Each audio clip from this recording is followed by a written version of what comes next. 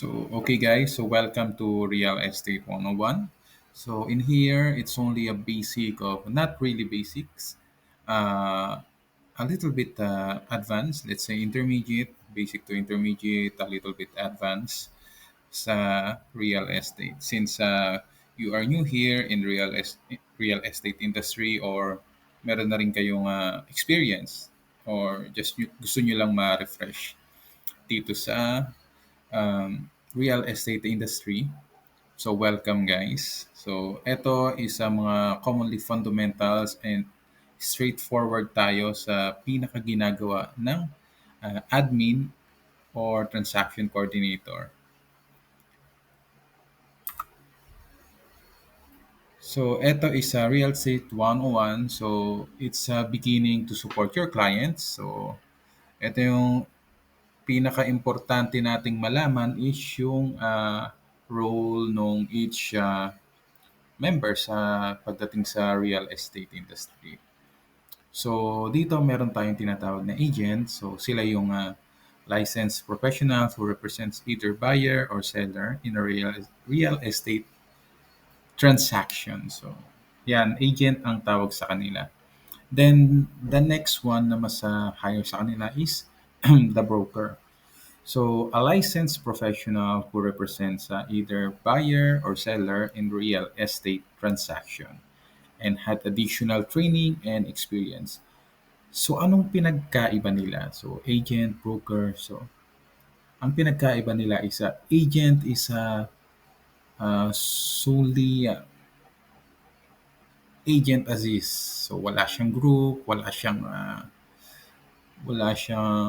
membership to other areas, something like that. Because you cannot take a real estate agent and you can take your license nang wala kang membership sa other uh, areas like sa areas nyo. For example, in California, meron tayong tinatawag na NAR, which is a National Agent Realtors. National Association of Realtors. Sorry for that. Then, ayun, eto, dyan na papasok yung broker. And the next one is a team leader. So, the person who is responsible for managing the team and coordinating the activities of other team members. So, ito yung may mga team na sa real estate industry. So, ayan, as for my experience on my previous client, their team composed of 16. Yes, yung iba sa kanila mga realtors. Then, ayan, kumbaga EA ako, direct akong assistant sa team leader. So, ayan, the next is transaction coordinator. Dito tayo papasok. Transaction coordinator will be us. So, a person who is responsible for managing the administrative tasks associated with the real estate transaction, such as scheduling appointment and preparing documents. So, dito tayo papasok as transaction coordinator. Tayo yung nagpa-process ng mga document from listing to up to closing. Though, minsan hiwalay yan eh. Minsan listing coordinator ka lang. Wow, I'm so konyo na doon. So, meron yan kasi is listing coordinator ka lang and meron din naman transaction coordinator ka lang. And then, meron dito is commonly now is mini-mix na. So, LC ka na and TC ka pa. Then the next one is a marketing specialist. So marketing specialist, ito yung person who is responsible for promoting the team's listing and attracting potential buyers. So pwede tayong pumasok din dito sa marketing specialist. So meron tayong tinatawag na SMM. So social media managing, papasok din dito yung SMM sa marketing specialist. Pero for us as a basic admin, sasama sa task natin tong marketing. Like for the listing, gagawa tayo ng materials ng just listed or we were going to edit some photos of the property. So, dyan papasok yung trabaho as marketing specialist. Pero commonly, meron din silang marketing specialist na in-house. May mga ganun. Pero most part is sinasama na rin as a kunyari general VA ka, sasama na rin yung marketing specialist. Pero no need to paggugulan yung mga SEO ganyan. Basta as long as tama naman yung posting mo, taggings mo, and then nakapag-produce ka ng marketing materials nyo, that would be fine. Kasi ang main role mo lang is admin and transaction coordinator. So the next member is a buyer's agent. So an agent who represent the buyer in a real estate transaction. So sila yung nagre-represent lang sa buyer. So hindi sila pwedeng mag-represent as seller. So vice versa naman sa seller's agent. So sila lang sa listing, hindi sila pwedeng maging buyer's agent. So now, pinagsasama na yung dalawa, listing tsaka buyer's agent. Kumbaga, si listing agent, sila na rin minsan yung hahanap ng buyer's agent. So may mga ganyan. Let's say, tinatawag nating dual agent sila. So aside from interior team like internal team, so meron din tayong ibang support sa labas ng team. Ito yung mga tinatawag natin mga vendors or loan officers. So, a person who is responsible for helping clients secure financing for the purchase of the property. So, ayan, ito yung mga, sa mga buyer side ng agent, ito, tinutulungan din nila yung mga buyer na maghanap ng mga lender, mga loan officer na pwede nilang mapautang para sa pagbili nila na itong bahay. So the next one is a home inspector. So a professional who is hired to inspect a property and identify any issues that may need to be addressed like structural and electrical issues. So sila yung mga nag-inspect ng mga bahay-bahay. Kung ano yung mga sira, yung mga kailangang ayusin, ganyan, mga termites, mga mold, ganyan. Next one is a closing attorney. So, a lawyer who is responsible for preparing and reviewing the legal documents associated with real estate transaction. So, yung iba is tawag attorney, sa California is tawag naman is escrow. Pero same lang ang role nila is to become a middleman of the transaction. Sa kanila mapupunta yung pera, sila yung magbibigay sa iyo ng details, more details about sa bahay, mga ganyan. So, sila yung third party natin. So, ito yung basic natin as a TC or pinaka uh, role as a admin din natin sa real estate. So, make sure na medyo maging familiarize tayo sa mga team roles at ayan, ito nga sa mga vendors na rin. So, ito naman is yung mga types of house lang sa Canada. So, commonly, it's nagiging process natin pag mga residential, ito nga, single family home. So, ito yung mga walang walls or kumbaga sa atin sa Pinas, single detached siya. So, mga malalayo yung mga kapitbahay. So, ito yung common type naman sa US at Canada. So, ito yung mga sample natin na design for US and Canada. Ito yung mga typical house designs na makikita natin. And the next one is townhome and condo. So, townhomes and condo, sila yung dikit-dikit na bahay. Kumbaga, yung walls natin is sharing. And then, for the condos, yun nga is commonly is nasa building siya. May sound trip pa tayo. So, apartments, so although etong apartments na to is commonly rented, tenants of this building usually have limited responsibilities for properties outside of their unit. So, anong pinakaiba nito? Ito, renting siya kasi sa condo either maging sayo or townhome. This is only a design of a house na magiging sayo pa rin. Like sa apartment, though it's dikit-dikit minsan, but the difference is limited yung magiging responsibility mo sa bahay. So, you should pay it monthly too. So, the next one is a manufactured home. So, ito yung mga easy to build houses. So, usong-uso rin yan sa US. So, ilang days pa lang meron ka ng bahay. Basta may lupa ka. So, ito rin is mas cheaper siya. Kumbaga. Pero take note guys yung ibang loans is hindi nila kino-cover yung ganitong bahay. Commonly kasi is yun nga, may sarili kang lupa is magtatayo ka lang ng manufactured home kasi mas mura sila. The next one is the farm slash ranch. So, ito yung commonly single story yung mga gantong bahay. Then sa harap nila, mga manukan, ganun, sakahan. So, ayan yung farm and ranch. So, usong-uso rin yan sa US.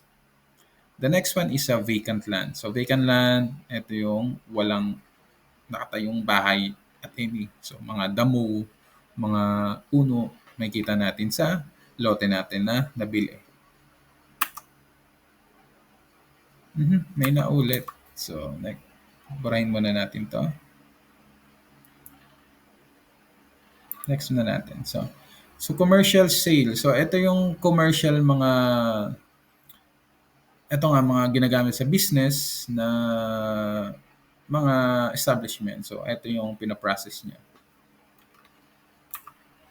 So, tiny home. So, commonly is less than 400 square feet yung mga tiny homes natin sa bahay. Ito yung minsan hatak-hatak na lang din ng mga sasakyan. Basta maliit lang din siya.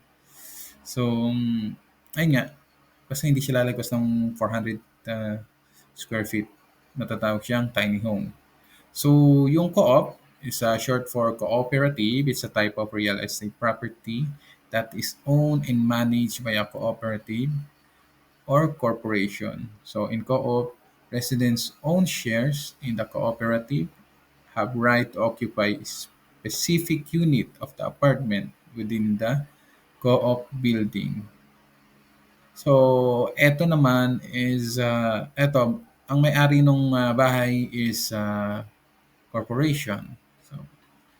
So, nasa kanilang usapan naman nila yun kung gusto nilang tirahan yung bahay na yun, something else. Basta commonly, this co-op is owned by cooperation. So, guys, ito yung mga basic natin as pinaka-broad details natin sa real estate industry. So, types of house, so team members, and yung fundamentals natin. Yung next natin is dito na papasok yung tools. Kumbaga, eto na, medyo mag-i-start na yung process natin. So, simulan natin dito sa MLS. So, MLS. So, ito yung pag sa seller side, ito yung umpisa natin. So, what is MLS? So, MLS stands for Multiple Listing Service. It is database that real estate agents use to list and sell properties. So, the MLS is a centralized system that allows agents to access and share information about properties that are for sale or have recently sold. So dito natin makikita yung mga bagong post na bahay. Dito natin makikita yung mga recent sold din. So dito natin makikita kung naka-process na yung bahay, may mga bumibili na, ganyan. So it is important tool to real estate professional because it allows them to see a comprehensive list of available properties in a particular area. So as well as details about each property, nabubulol na ako. So such as its price, features, and location. In the United States, MLS is operated by local real estate association and is only available to licensed real estate agents. So usong-uso sa ah, US 'to. Kaya malakas ang real estate sa US kasi gawa dito ng MLS. So napakadali nga humanap ng bahay, napakadaling tumingin ng mga market reports kung ano na nangyayari sa estado ng bahay, kung ngayong araw, ngayong buwan, or ngayong taon ba maganda bumili ng bahay. Kasi dahil dito sa MLS, may mga reporting sila. So nakikita nila agad yung mga presyo ng mga bahay sa specific area na gusto nila or sa tina-target nila. So how many MLS are there in US and Canada? So commonly is sa talamak nga tong MLS dito sa US at Canada. So meron tayong, let's say, ibigay natin yung top 3 na uh, biggest sa MLS. So which is CRMLS. So CRMLS, ito yung sa mga California. So California is one of the biggest MLS user. So meaning sila yung may pinakamaraming realtors. The next one is Bright. So ito medyo iba't ibang states to na gumagamit ng Bright. So pero commonly rin meron din sa may maliligaw din diyan sa ibang area. Pero ito yung most common states or areas na gumagamit ng Bright MLS. So the next one is Stellar MLS. So ito rin. Ito cover niya is Florida and Puerto Rico. So kaya napakalakas ng real estate industry sa US because of this MLS2. So makikita na natin na para ka na lang nag-shopping ng bahay dito eh. Makikita mo, eto, anong feature na itong bahay? Kung gano'n nakatagal to, ganyan. So makikita natin lahat. Then marami pa tayong choices na pagpipilian.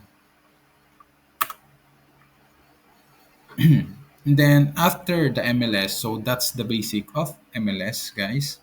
So kasi kung tutuusin, hindi tayo gagamit ng tools. Ang mangyayari is si client ang magpo-provide ng MLS ninyo. So iba't iba ang process ng MLS, iba't iba ang let's say interface niya. Kaya hindi tayo mag-specific or gagalaw ng tools dito sa uh, ano natin, session natin. So this is only a full basic and kung anong magiging work nyo as admin and TC. Okay, so proceed tayo. So after MLS, so dito na tayo sa mga leads or sa mga contacts. So dito is i-discuss ko yung life cycle ng real estate.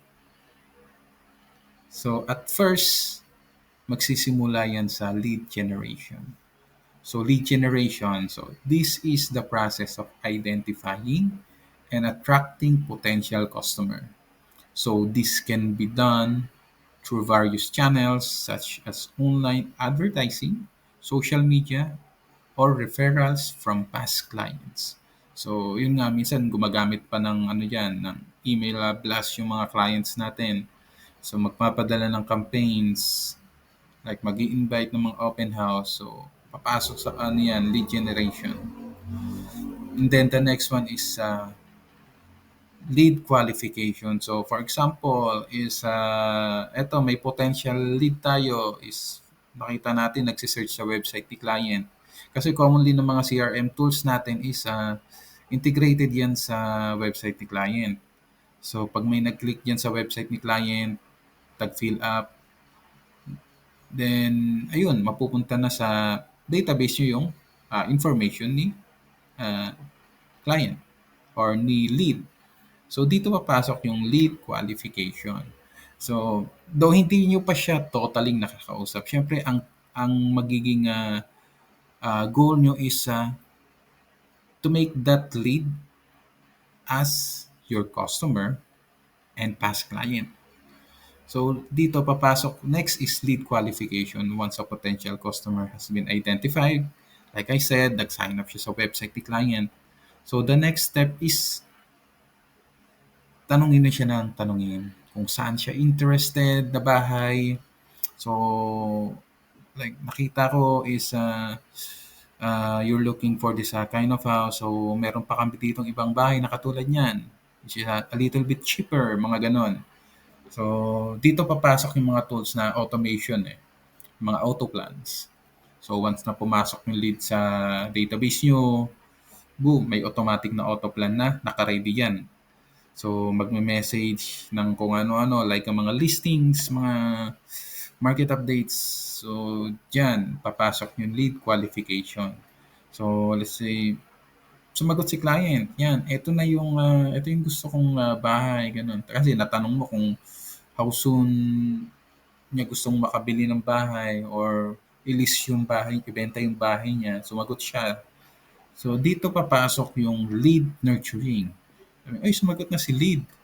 So, pag nakita mong good fit si lead, so na nakapag-usap sila na ito yung gusto niyang presyo ng bahay, so planning niyang bumili ng bahay within 3 months, 6 months, or 1 year. So, ayan. Dito papasok yung lead nurturing. So, you will make sure that you are engaged with that lead. So, this may involve sending them information about properties that meet their criteria. So, setting up appointments to view properties and answering any questions they have. So, yan, tatry mo siyang makipag-meet with your clients. Pero commonly si client din may kipag-usap dyan. May kipag-usap dyan sila lead kung gusto mag-set ng appointment para lang i-pitch yung process nito ni client at ilang houses ang available meron kay client na pwede niyang ipakita kay leads or kay buyer, mga ganyan. So after that, nakapag-set siya ng appointment. Oh, so yeah, let's set an appointment within this day.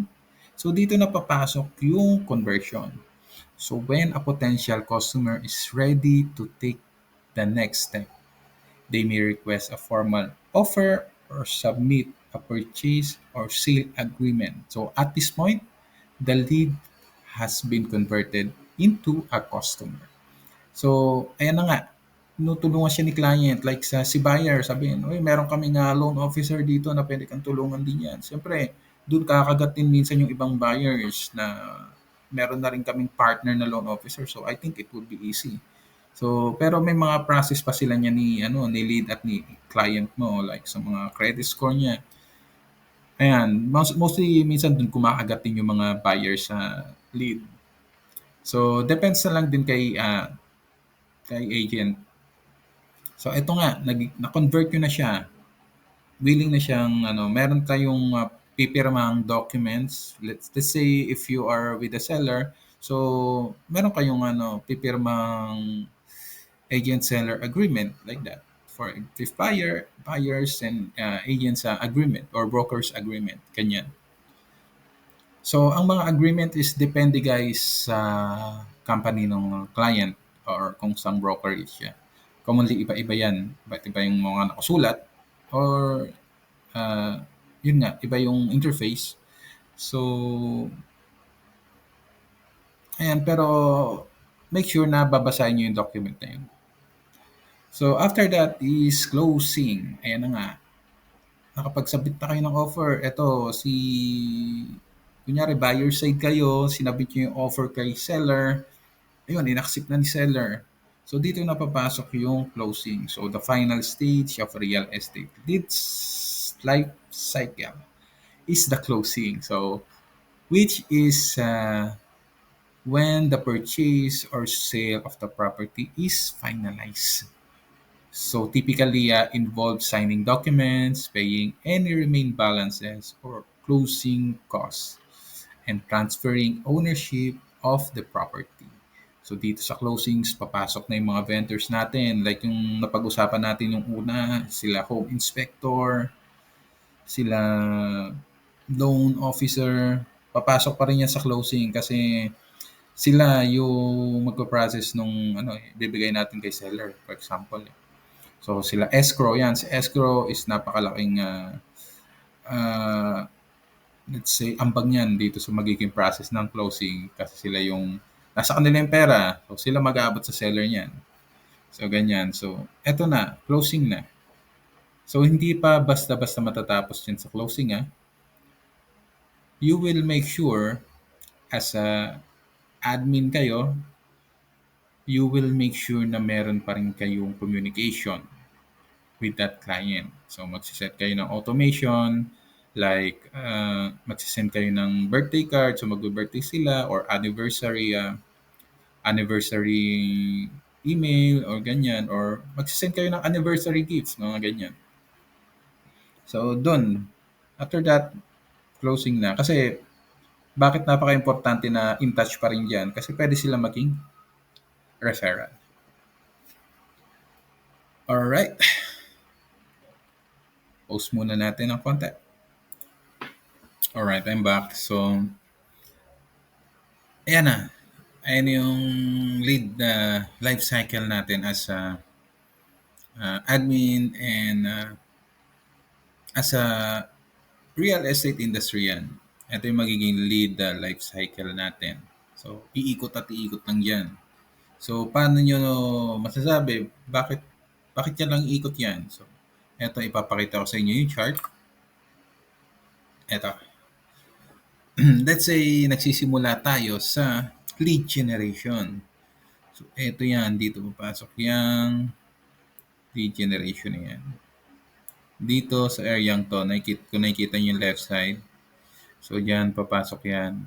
May mga Facebook, ito yung mga traffic. So, capturing tools, so content message, so, seller website, yan, dyan papasok.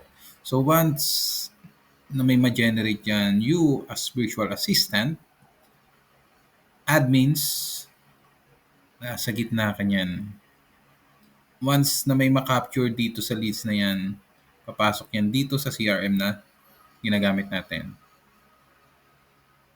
So, dito sa CRM, kaya naglagay ako ng linya dito. Dito na kayo halos mag-i-start mag-process or i-process si lead natin. CRM, so for example, nasa buyer side ka. So, buyer side. So, sesendan mo siya ng mga listing alerts ng mga nakita mong may pumasok na lead na may hinahanap siya sa specific area. So, ayan, magsisend ka ng automation. So, magsisend ka ng mga listings na mga for sale na house sa specific areas. Like email. So, dyan papasok yung mga emails natin. So, if you are a seller, magsisend ka naman ng mga market report sa seller. So, magre-request siya na market reports and CMA. Etong listing alert,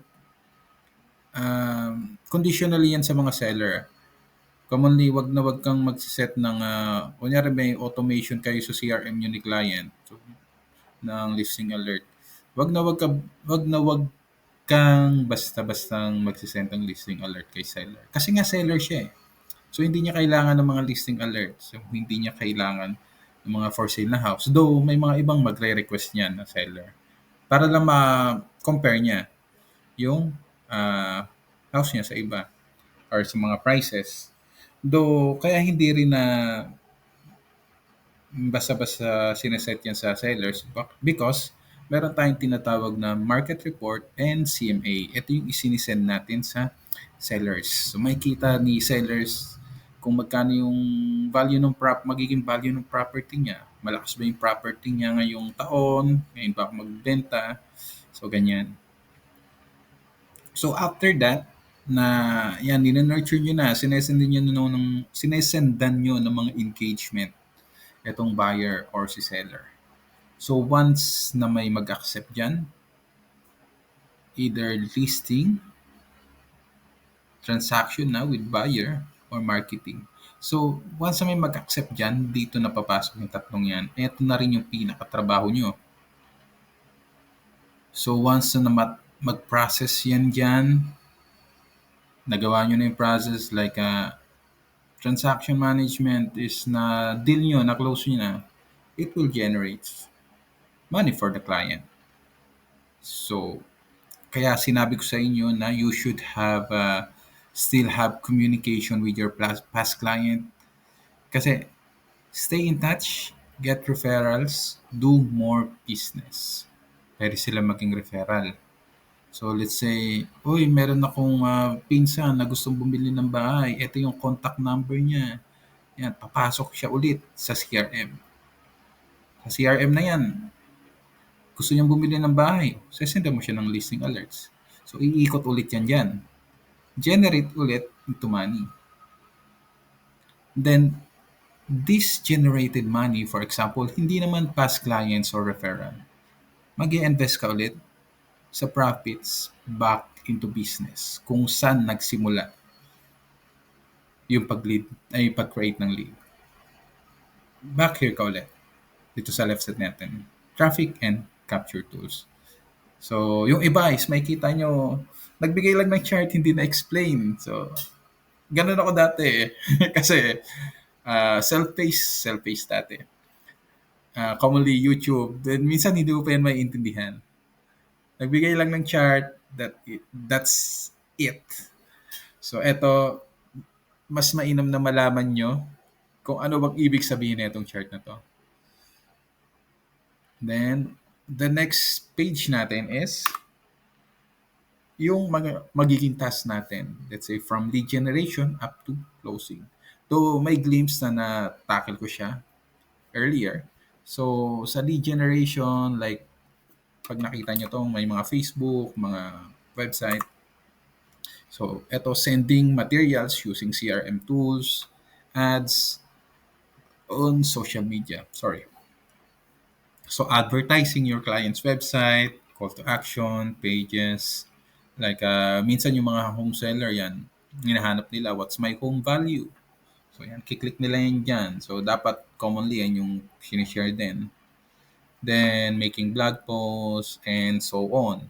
Then, after ng lead generation, lead qualification nga, nandito tayo sa ano natin life cycle natin sa real estate. So, lead qualification, eto nga, calling. So, sa mga ISA na tinatawag nating inside sales agent, ito yung ginagawa. Merong calling. So, texting, commonly, tayo rin yan, texting. So, setting the lead up on a generic listing alert. So, ayan. So, after that is lead nurturing. Kunyari, sa mga leads na yan is may nag-reply. So, in-nurture mo siya hanggat maaari. Kunin mo yung lead na yan. Kailangan mo makonvert. Kailangan mo makonvert yung lead na yan. So, lead nurturing, like I said, dito nga papasok yung pagsisend ng mga listing alert. Balik tayo dito. Ayan nga, listing alert. So, ito yung mga market report. So, dito papasok yan.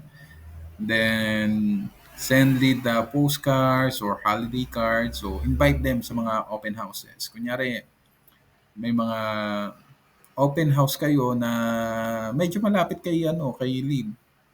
So, yan. Padala nyo ng open house invite. Mga ganyan. So, once that lead, yung na-nurture yung lead is nag-convert na sa closing, conversion and closing, ito na nga, yung process. Like I said, after ma-close nung transaction, add automation for 30, 60. Ito, on my own reference to, in-add ko itong 30, 60, 90 days. Kasi hindi naman pwedeng halos buwan-buwan mong sesendan ng si client, no? Minsan hindi na talaga babasahin. Let's say, medyo magpa-miss ka ng konti, ganyan. So, 30, 60, 90, mga kamusta ka lang, kumusta ng bahay, ganyan. So, dagdag mo na nga yung dyan yung anniversary pa. So, basta mga ganyan, as long as you keep getting communication with the client, okay na yan. So, eto yung mga magiging pinaka-task nyo sa life cycle ng real estate. Okay, so eto naman sa buyer side. So, tapos na kayo dito sa fundamentals. So, pinaka-basic niyan. Basic yun, guys. Basic. So, next one is, it's about the buyer side naman. So, more on transaction. So, ayun na, nagka pirmahan na ng kontrata ng purchase agreement. So, ito yung magiging steps nyo from initial up to closing. So, financing.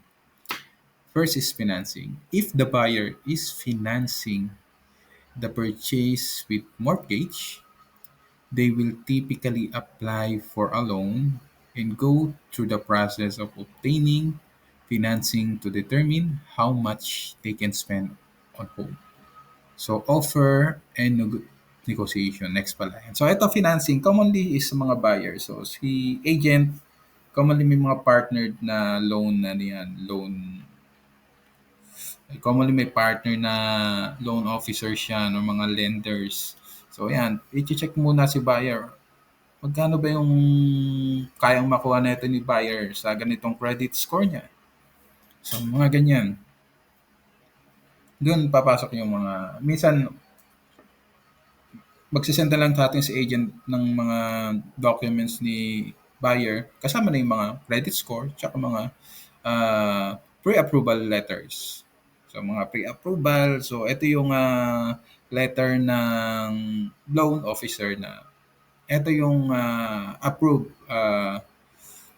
amount na pwede naming ipautang sa buyer. Ganyan.